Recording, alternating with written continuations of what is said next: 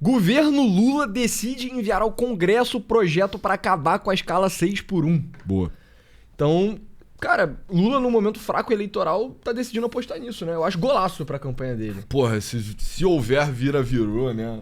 Nesse momento que talvez o Flávio esteja por cima de fato, né? Se a eleição fosse hoje, tá variando bastante, né? Tá bastante empatado, mas essa é a grande aposta do governo federal pra fortalecer o nome do Lula pro final do ano, né? Aí, pra você ver, tá até subindo, cara. Talvez tenha a ver com essa notícia, que ele vai pautar 6x1. Não sei. Acho que a estratégia do Lula vai passar além do clássico, né? Que é abrir a carteira, operar um déficit mais grotesco ainda, né? Mais irresponsável ainda. Isso é básico. Usar as estatais pra financiar um bando de programa social eleitoreiro. A famosa pedalada, né? Quem nunca? Literalmente quem nunca, né? Todos os presidentes em algum nível fazem esse tipo de coisa, mas enfim. Além de liberar a carteira, vai ser uma aposta muito grande na pauta da 6x1, que tem um final épico, né? Um clímax ao final do ano que coincida com a eleição e o período eleitoral. E também puxar uma porrada de sujeira do Flávio Bolsonaro, que já começou, né? Teve uma pré-denúncia aí do Otone de Paula, um homem que a gente já comentou no canal, que se posicionou pastor evangélico, que foi contra a operação no Rio de Janeiro. Enfim. Yikes, bro. Enfim, e aí, vamos ver, né? Vamos ver, pois é. E, cara, a forma como o Lula tá pautando isso é muito interessante. E aí, antes de mais nada, por que é um golaço, né? Você vê, já fizeram essa pesquisa, o próprio Datafolha. Na sua opinião, a jornada máxima de trabalho deveria ser reduzida ou não? E, cara, 70% dos brasileiros acham que sim. E só 27% acha que não. Então, mano, é muito golaço. Em termos de eleitorais pro Lula é maravilhoso. Em termos de mobilizar a base dele é muito bom, né? Que é aquilo que a gente tem comentado muito sobre o Flávio, como o Flávio tá meio que dando mole com relação à base e tal. É muito bom pro eleitor indeciso, porque a gente já falou isso várias vezes. O eleitor indeciso não é o cara de centro esclarecido. Esse cara já vai votar no Lula, vamos ser sinceros. O eleitor indeciso é o cara pouco informado, que costuma ter uma escolaridade mais baixa, ter uma renda mais baixa, um trabalho mais simples, que tende a ter a escala 6x1. Então, do ponto de vista eleitoral, isso é muito, muito golaço. Porra. E a forma que o Lula tá pautando isso é muito interessante também, né? Não, puxou pra si, cara. E aí o ponto sobre entregas políticas, né? E como o capital político que emana dela, né? Então, sei lá, se eu passo uma regulação sobre o setor financeiro, ninguém vai ficar sabendo, isso não vai afetar o dia a dia de ninguém. Agora, se você faz o tipo de coisa que tem um impacto real na qualidade de vida ou no poder de compra, o que seja, diário, do cara pouco engajado na política, porque se você fizesse um gráfico, né? Se fosse um gráfico de, como chama? Quadrante, talvez? Cruz, Sim. sei lá. Direita e esquerda liga muito e não liga muito, né? Você vai ver que é uma coisa meio assim, né? Quanto mais você liga, mais esquerda ou direita você fica, quanto menos você liga, mais indeciso, a parte da política, na verdade, você tá. E esse cara você só motiva, é o tipo de eleitor que muita análise bosta sai no Brasil sobre isso, mas o eleitor de baixa renda, ele é o mais pragmático de todos. Ele é o cara assim, quem vai botar comida no meu prato? É um pragmatismo que as classes médias já... Pois é, quem vai me dar dinheiro? Quem vai aumentar minha folguinha? Exato. E se ele conseguir fazer isso rápido, o que tem uma chance, a gente vai falar sobre isso, sobre o mecanismo legal que o Lula tá usando, que é bem interessante. Cara, imagina, todo sábado que o cara ia trabalhar, ele não vai trabalhar, ele vai folgar e ele vai pensar, caralho, graças ao Lula, ao painho. Pô, eu vou votar nele. Hoje eu vou comer um churrasquinho, a picanhazinha com cerveja, graças ao painho. Não só bancou a picanha, como bancou a cerveja e ainda me deu a folga, entendeu? Então, em todo o framing, né? Eu acho que a gente vai ver uma repetição desse tipo de temática do Lula, né? Sei lá, pela quinta vez, sei lá, sexta vez já, mas é uma campanha sobre abundância, prosperidade para as classes populares, agora misturando já com lazer, né? Indo para lazer. Porque a gente já falou que tem uma certa exaustão também de mecanismo de distribuição de recurso, né? Tipo, o que mais o Lula pode subsidiar na vida do coitado, né, no Brasil? Pois é. Sei lá, já foi gás, já foi comida, porra. Sabe, moradia já foi. O filho dele já ganha um foi. dinheiro só por estudar? Eu não sei muito mais pra onde ir, assim, começar a ser coisa criativa mesmo. Tipo, partindo pra torpeza de virar uma Venezuela mesmo, que é assim, pô, bolsa churrasco. Não, entendeu? Tu ganha uma peça de churrasco toda semana com um adesivo com a cara do Lula, assim, tipo, entendeu? bolsa sobremesa, auxílio paletó pra todo mundo. Eu já sugeri o auxílio ar-condicionado. Cara, PT, isso é uma me ideia contrata. pica. Mas e aí, de certa forma, até isso já rolou, cara. Porque tem a porra do programa de reforma habitacional. E aí, o ar-condicionadozinho não entra, além de pintar lá de fora, o caralho. Então, assim, acho que a gente tá caminhando pro próxima etapa da coisa, que é sobre regular o lazer, né? O direito ao luxo, não é o luxo, mas a qualidade de vida, né? Exato. Mas vamos lá. O presidente Luiz Inácio Lula da Silva enviará um projeto próprio para acabar com a escala 6x1, uma das apostas do governo para essa eleição. E aí o projeto próprio para diferenciar tanto da PEC, do Hugo Mota, quanto do projeto da Erika Hilton.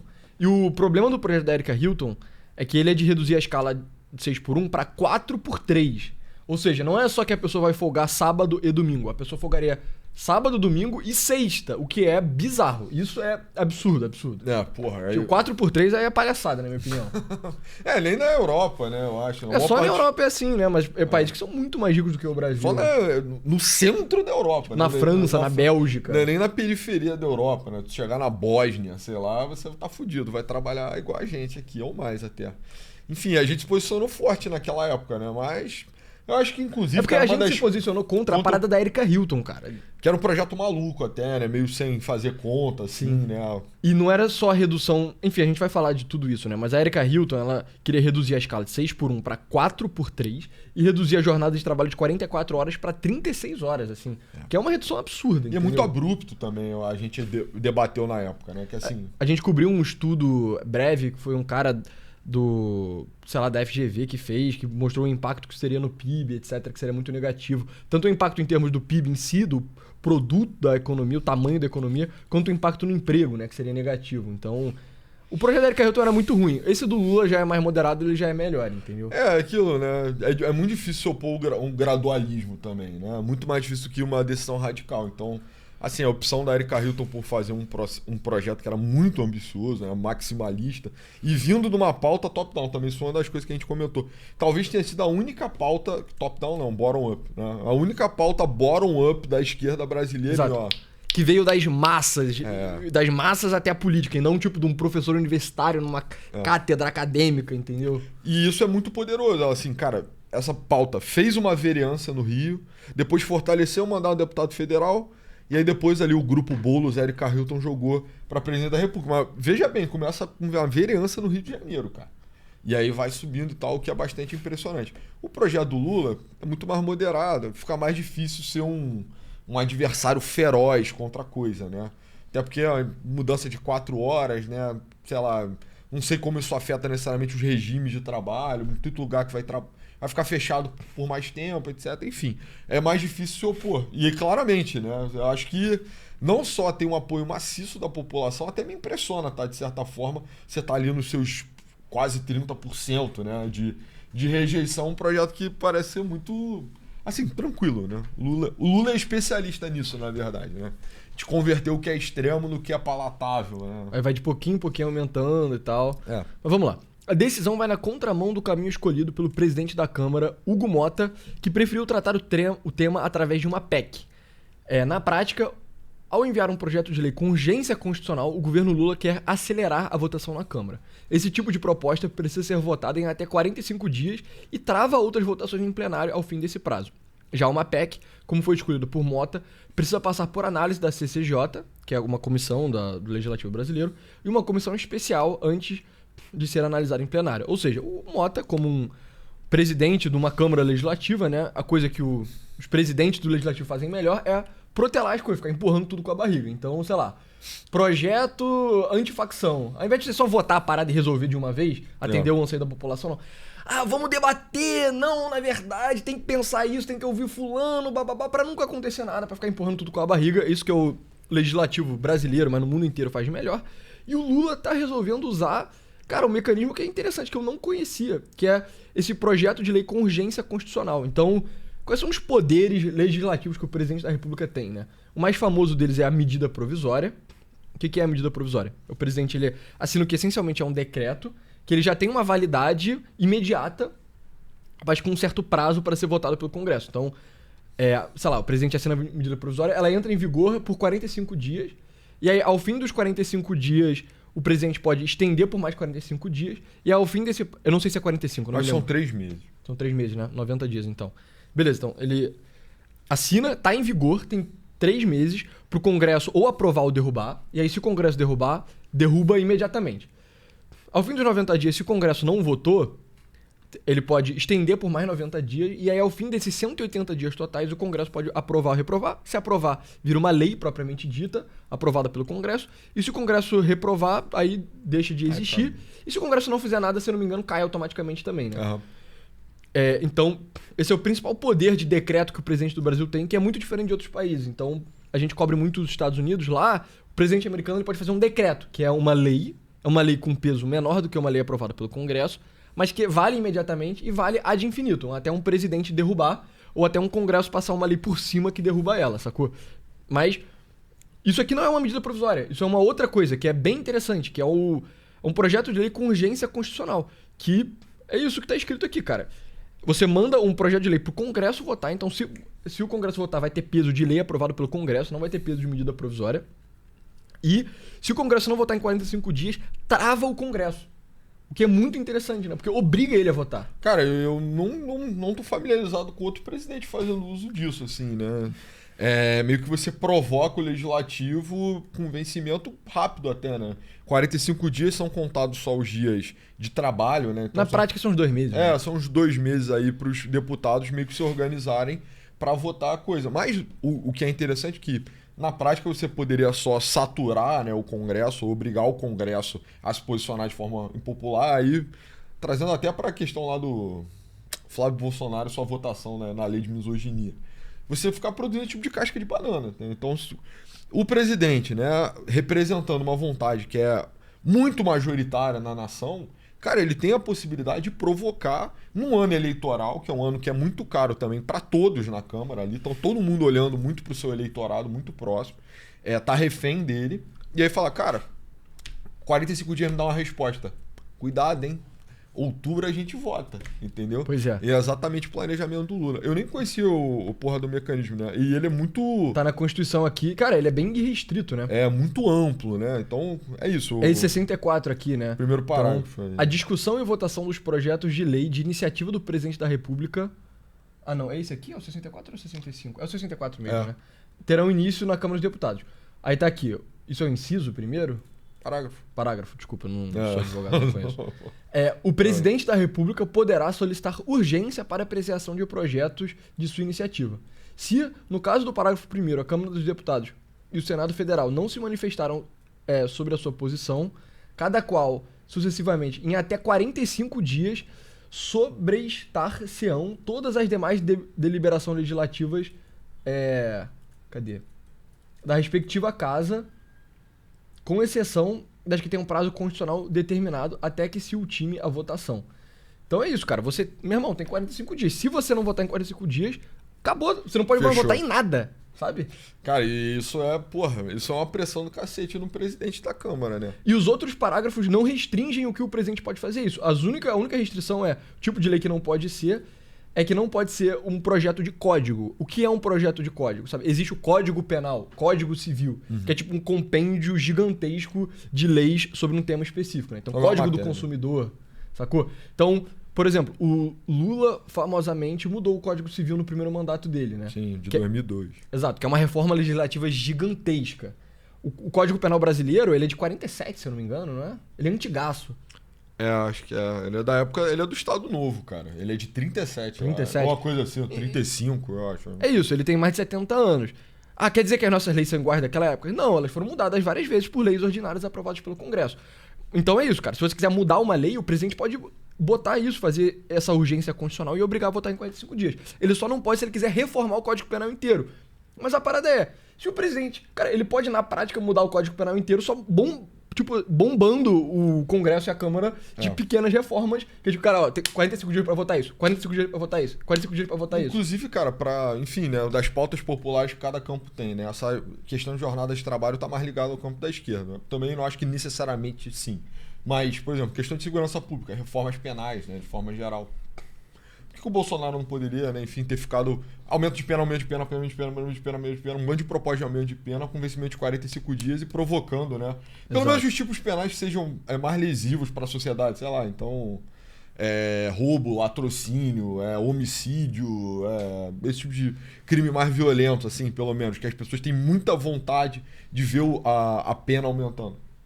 E ia ser maciçamente popular também, ou então mandar um pacote, né? Pacote de crime violento. E aí, meu irmão, ter 45 dias pra votar é ano de eleição.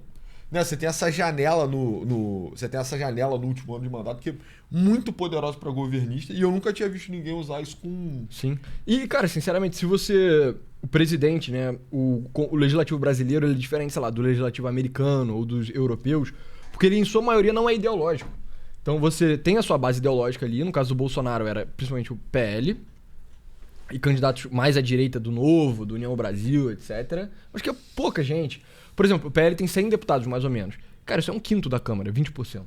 E o Lula também tem mais ou menos isso também. Tem um quinto da Câmara fechado com ele, que é o PT, o PSOL, o PCdoB, Rede, etc. E o resto tem a oposição, que é um quinto também, mas o resto meio que tá à venda, essencialmente. Aí você dá ministério, consegue apoio dos caras. Se um presidente tivesse a iniciativa, tivesse a capacidade articulativa de realmente chegar pros caras do Congresso e falar, olha só, Centrão, vocês estão comigo, mano, eu vou passar lei pra caralho esse ano. Se prepara que você vai votar essa porra toda. Senão, meu irmão, a gente vai ver o que vai fazer, mas vai dar algum tipo de merda. E qual deveria ser o papel do presidente? Tipo, esse é o idealizando o presidente ideal, né? Porque a gente reclama muito sobre o presidente brasileiro ter pouco poder comparado com o presidente argentino ou o presidente americano, que é verdade. Mas isso é uma ferramenta que o presidente poderia usar pra ter mais poder, cara, que é o seguinte, olha só, a iniciativa legislativa não vai vir do Congresso, vai vir de mim. Porque eu tenho 30 ministérios, cada ministério tem uma equipe de centenas ou milhares de pessoas. Mano, cada ministério vai passar uma lei por mês que eu vou botar nesse ritmo de urgência constitucional. E aí, dado que tem os 30 ministérios, mano, vai ser uma lei por dia.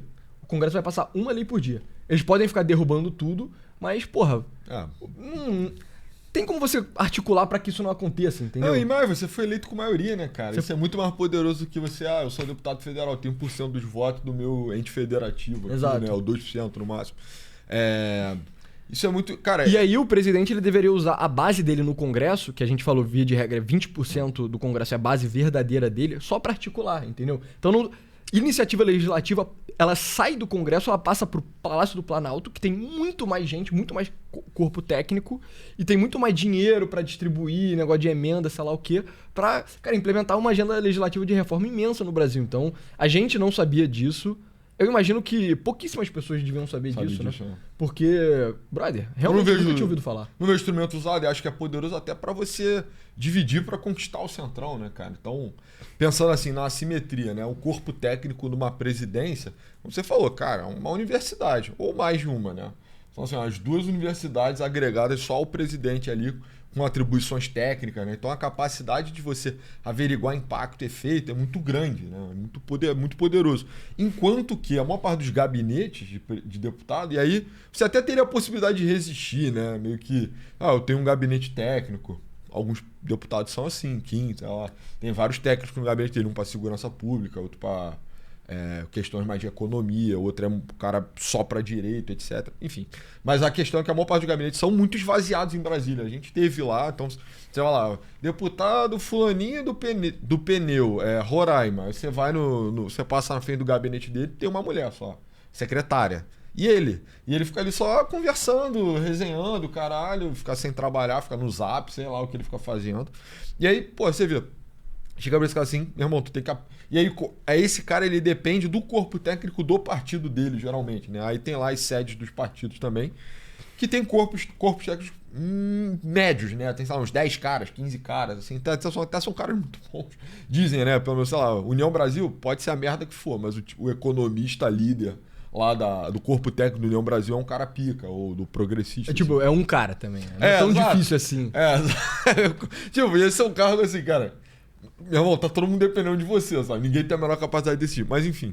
E aí você sobrecarregar esses caras, fazer eles se confundirem, se dividirem e tal. Às vezes trabalhar junto até com instâncias de lobby, né? E aí, meu irmão, ir passando sua agenda no sapatinho, né? E na velocidade da luz também, né? É rápido, né? E aí, de novo, eu acho que é um ano que é uma decisão que é muito mais poderosa em anos eleitorais, né? Exato, ela é muito poderosa assim que o cara se elegeu, que ele tá com um mandato popular gigantesco, ele tá... Ápice da popularidade. Ápice da popularidade, ápice do respeito, ápice da autoridade dele. E no ano eleitoral, que aí você consegue botar essas armadilhas, assim, essas cascas de banana pros seus oponentes terem que votar com você sem saber. Mas, pois é, cara, enfim, achei uma ferramenta poderosa.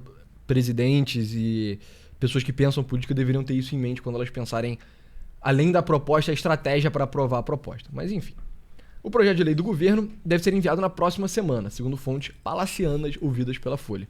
Lula vinha sendo orientado há algumas semanas pelo ministro Guilherme Boulos e Sidônio Palmeira a mandar o texto, mas somente nessa semana decidiu de fato mandar a proposta. Acerto do Boulos, né, cara? Sim, se tem uma coisa que o Boulos acerta em, meu irmão, trabalhar menos, tá ligado? A previsão de Mota é que a PEC, que acaba com a escala 6x1, seja votada em plenário em maio, mas o prazo é apertado. É isso, mano. O Mota botou isso como uma PEC pra protelar, cara. Porque a gente até consultou a Constituição aqui pra ver. Isso tá regulamentado na Constituição? Isso é um assunto constitucional? Cara, meio que é, sabe? Meio Tudo que é. De fato, tem aqui na Constituição brasileira... Tem um site gigante da Constituição aqui, né? Caso você não conheça, se você quiser gastar seu tempo... A gente deveria achar um lugar que tem uma exibição melhor dessa Coisa mais bonita, né? Pois é. Mas, por exemplo, se você botar aqui jornada... Tem aqui, né? Tem um parágrafo da Constituição brasileira aqui, do artigo 7º. São direitos dos trabalhadores urbanos e rurais, além de outros que visem a melhoria da sua condição social. Tá aqui. Duração do trabalho normal não superior a 8 horas diárias e 44 semanais. Facultada compensação horários de redução da jornada, mediante acordo, blá blá blá. Enfim, ou seja, 44 horas semanais de fato está na Constituição. Então tem um argumento pro Mota de que isso precisa de uma PEC para mudar. Mas a questão é, cara... Eu imagino que se você quisesse aumentar de 44 para 48, o STF ia derrubar e ia falar que é inconstitucional. Agora, para reduzir, eu não sei se o STF vai te barrar, entendeu? Não, cara, e até porque os princípios já começou. Pra galera que fez prova de constitucional aí pra OAB, sabe, no artigo 5º é o... Isso aí você referencia quando você não sabe o que referenciar, né? Porque vai, porra, de A a Z, todas as coisas do Brasil estão aí dentro. Mas, assim, os outros princípios são acessórios, né? Cara, o direito ao lazer, direito a todas as outras coisas que estão dispostas na Constituição. Pô, se você vai fazer uma mudança que é no sentido de tornar os outros, né? A parte principiológica da Constituição mais verdadeira, né? Ter uma vida cheia, caralho. Acho que faz sentido, entendeu? Agora, se fosse no sentido contrário, cara, então vamos puxar o estribo aqui, vamos botar a vida do trabalhador mais dura, né? Aí realmente eu acho que é precisar de um debate amplificado, né? E até mais burocrático através de uma PEC. Mas o que o Lula tá fazendo, cara, é muito inteligente. Por quê? Se você seguisse a orientação do Mota, né, e tivesse uma transição que fosse, né? Primeiro tem a comissão especial, depois vai para a CCJ, depois para votação em plenário, e aí depois sancionar pelo presidente. 2/3 da Câmara, 2/3 do Senado. Exato, e aí depois sancionar pelo presidente, etc. Enfim, cara, nesse processo, o que se negocia nisso tudo, e o que se adiciona de jabuti, né? O jabuti sendo legislação não pertinente à temática, né? Os caras só vão enfiando coisa ali no meio para, tipo, ó, essa porra vai ser aprovada, vai aprovar com o meu interesse também. Então, isso traz um pouco de poder para ele e ameaça o PT de não conseguir ter, né, a legalização, a mudança de jornada pronta à véspera da eleição, que é o que é necessário, né? De novo, né? Tem uma intenção, né, de fazer o bem ao trabalhador, mas principalmente tem a intenção de ganhar a eleição esse ano, né? Que vai ser bastante disputada.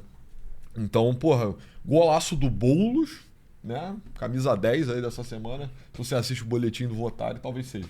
Pois é. Então, o texto a ser enviado ainda não está fechado, mas o governo não deve abrir mão de 3 pontos da proposta. 2 dias de folga, que é o que a gente falou, o cara vai folgar sábado além de domingo. Jornada máxima de 40 horas semanais, reduzidas de 44. E mudança sem redução de salário. O que também é básico, né? Tipo, a PEC original, proposta pela deputada Erika Hilton, estabelece uma redução da jornada de 44 para 36 horas semanais. O fato que a Erika Hilton colocou isso como PEC originalmente também é um indício de que ela não queria que isso fosse aprovado. Tipo, que não era uma proposta séria, entendeu? Porque, brother, 36 horas semanais é sacanagem e 4x3 é sacanagem. PEC, sacanagem, tá ligado? Se a Erika Hilton realmente estivesse fazendo isso sério, ela, primeiro, teria redigido um texto melhor, porque o texto da PEC dela é muito curto pra uma PEC.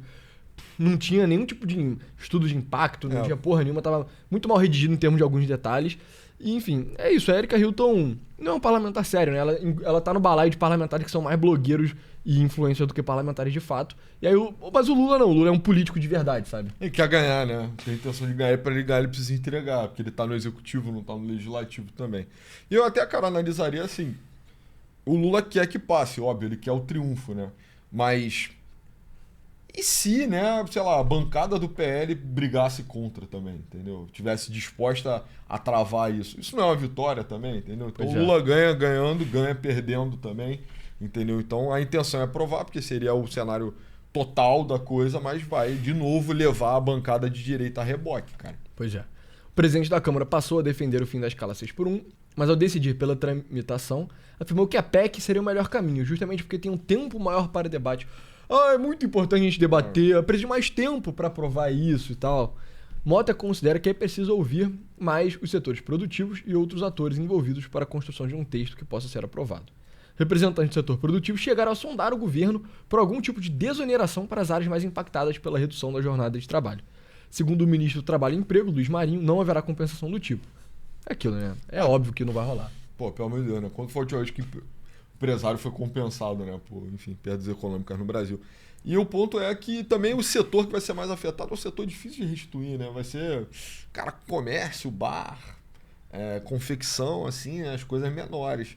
E quanto menor, maior o impacto também, né? É foda.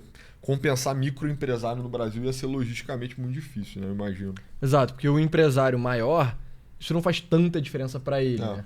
Porque ele já tem muitos funcionários, então ele consegue só contratar mais funcionários, mudar a escala dele e tal. Isso é especialmente ruim pro cara que tem uma lojinha, tem 3 funcionários, e aí tá na risca o número de funcionários que ele tem para ficar aberto o tempo inteiro que ele considera adequado. Aí reduzindo 4 horas da jornada de todo mundo e obrigando os funcionários dele a folgarem 2 dias por semana, vai atrapalhar esse cara. Aí ele vai ficar meio que entre a cruz e a espada. Tipo, cara, eu fecho a minha loja no sábado, que pode ser um dia bom de comércio, né? Dependendo do tipo de comércio que é, porque quando as pessoas têm lazer, que elas vão comprar as coisas.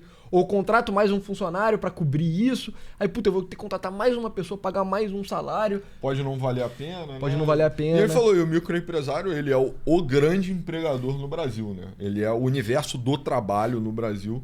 E acho que em qualquer economia, cara, moderna, assim, aquele cara que... Empresário ganha menos de 10 mil reais por mês, né? Menos de 8 mil reais, né? No geral. Ele tem a operação toda, ele tira um valor ali, não coloca nem ele entre os ricos da nação. E ele vai ser o cara mais impactado. É difícil restituir ele, né? Sei lá, sabe, eu não consigo nem pensar exatamente. IPTU, não sei, sabe? Imposto sobre renda, sei lá, vai dar um ano sem imposto para ele, não sei.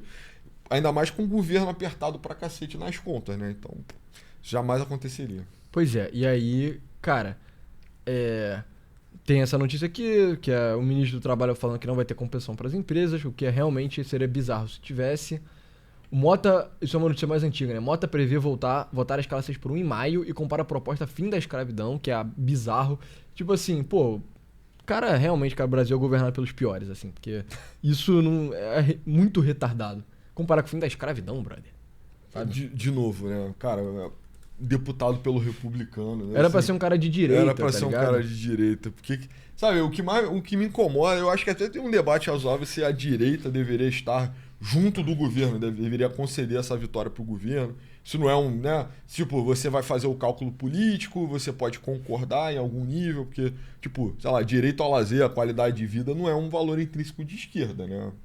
Eu acho, pelo menos. Né? A direita é o campo onde o trabalhador se fode e a esquerda é o campo onde o trabalhador tem boa vida.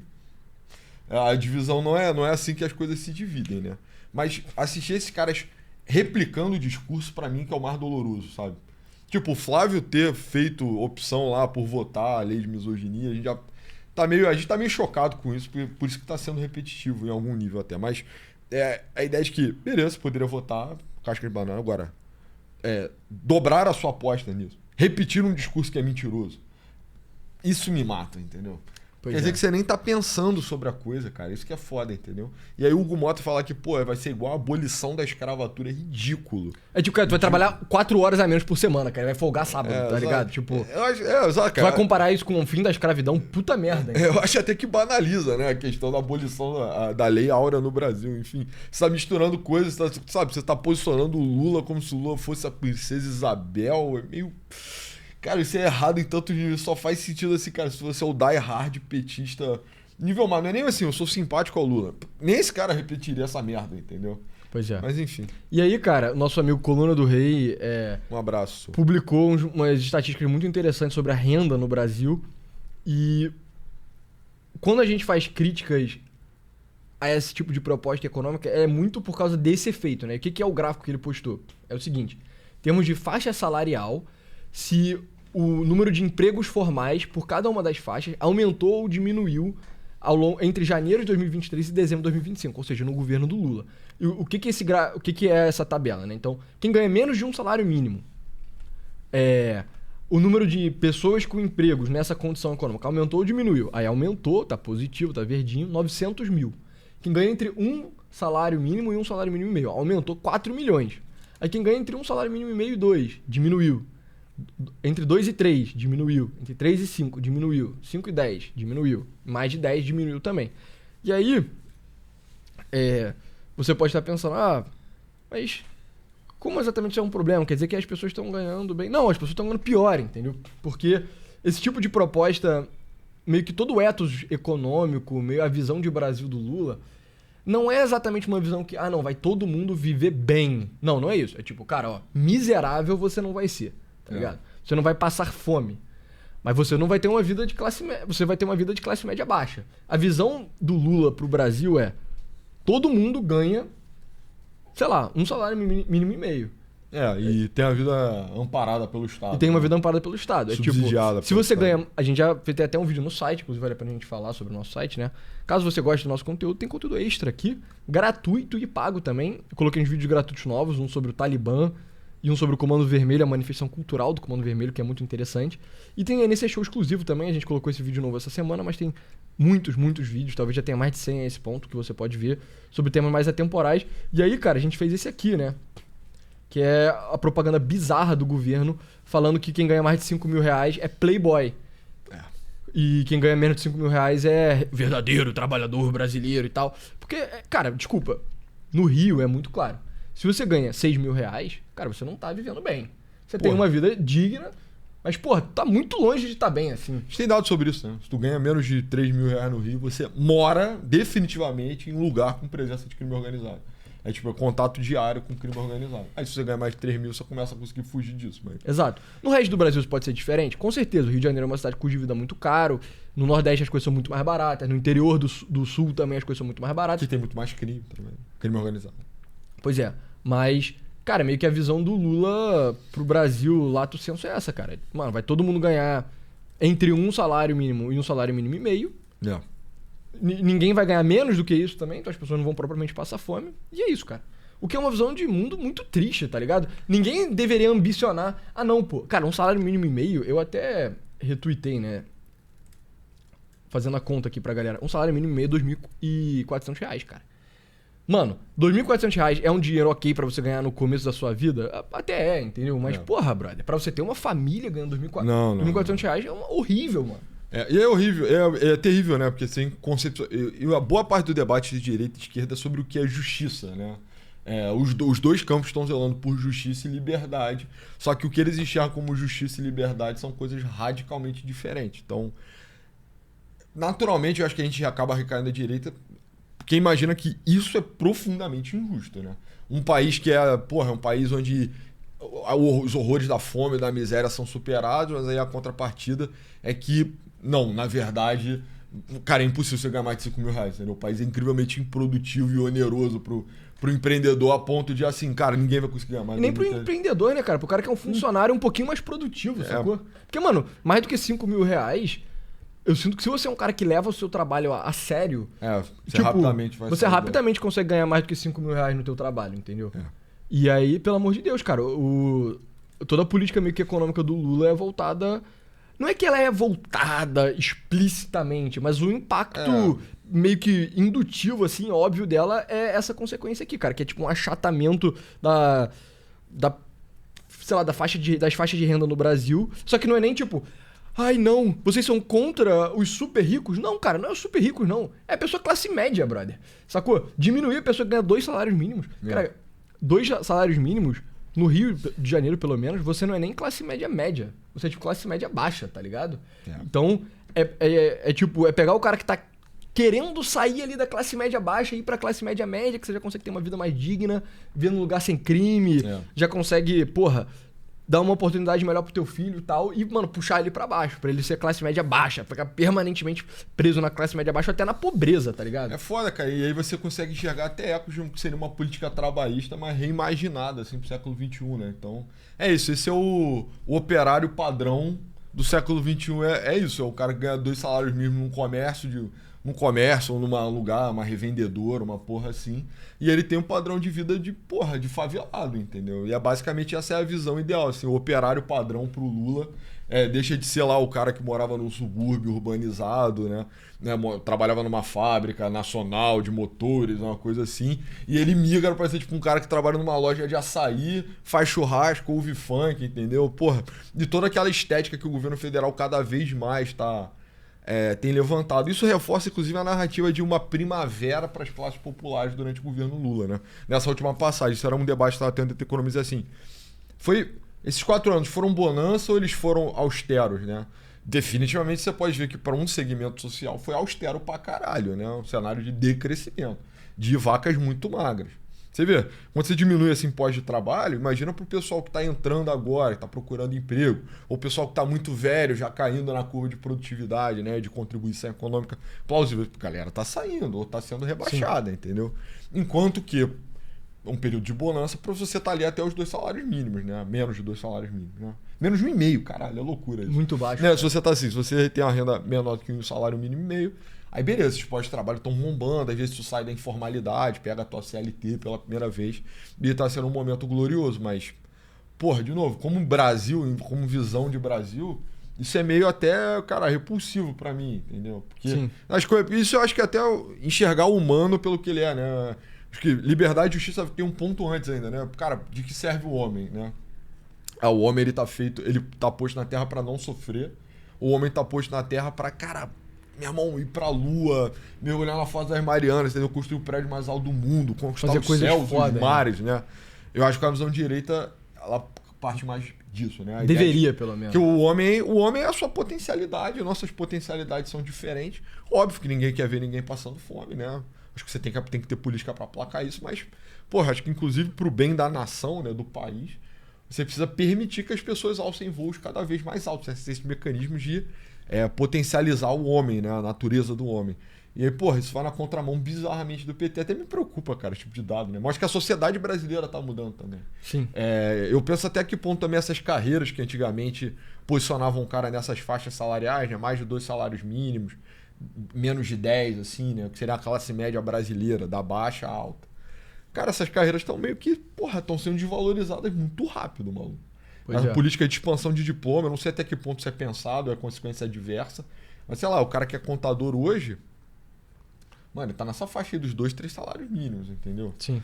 Advogado também, muito advogado. Precarizado também, entendeu? Então, o que os historiadores chamam na época da independência de profissional liberal urbano. Esse bicho tá em extinção, cara. Procura-se, entendeu? Dentista, tá ligado? Que era uma profissão digna pra caralho, esse cara tá só desaparecendo. Que tipo de sociedade brasileira tá sendo produzida no governo do Lula? Enfim. Pois é, e enfim, só pra fazer o disclaimer também, isso aqui é de empregos formais, né? Então exclui as pessoas que estão na informalidade. No Rio de Janeiro tem muita gente na informalidade ganhando dinheiro pra caralho. E exclui empresários e coisas do gênero também. O MEI ele estaria posicionado em até... Não, tá fora disso aqui, eu acho. Não, mas o MEI ele ganharia quanto dinheiro? Até 81 10, mil por ano. 81 mil, seria até uns 7 mil reais, 7 né? mil, 6, 7 mil. Então o MEI ele estaria mais ou menos até essa faixa aqui de 3 a 5 salários mínimos, né?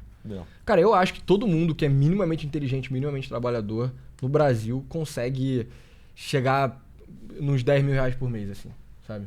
Talvez você não consiga isso com 20 e poucos anos, tá ligado? Dependendo da região que você a área, tipo, o setor que você trabalha e tal. Mas, cara... Mas acho que o equivalente PPP do Rio de tirar uns 10 pau, né? Exatamente, cara. Eu acho que todo mundo consegue se esforçando e não é nenhum esforço hercúleo, assim, sabe? Se você realmente fizer um esforço hercúleo, você consegue muita coisa, sabe? Mas, enfim. E aí cara, quando a gente fala com ressalvas sobre todas essas políticas meio populistas de trabalhar menos, isenção de imposto, de dar coisa de graça pra população brasileira, não é que a gente é contra as pessoas terem folga, é porque, cara, você tem que enxergar que essa visão de mundo, esse tipo de política, ela tem um revés, entendeu? Então, porque, os últimos vídeos que a gente fez sobre a escala 6x1, o nego ficou criticando a gente pra caralho, porque o nego não entendeu que a gente tava criticando a proposta da Erika Hilton, e não a ideia de, o trabalhador poder folgar no sábado, sabe? Isso não tem problema nenhum. Quer dizer, tem pouco problema. Exato, tem pouco problema, sabe? Mas, enfim, esse foi o episódio de hoje, pessoal. Entrem no site, a gente falou sobre ele. E assinem os planos que tem lá pra poder assistir o nosso conteúdo extra. E nos sigam no Twitter, meu @pessoa A99. Meu @novosclassos, eu roubei @pessoa. Obrigado.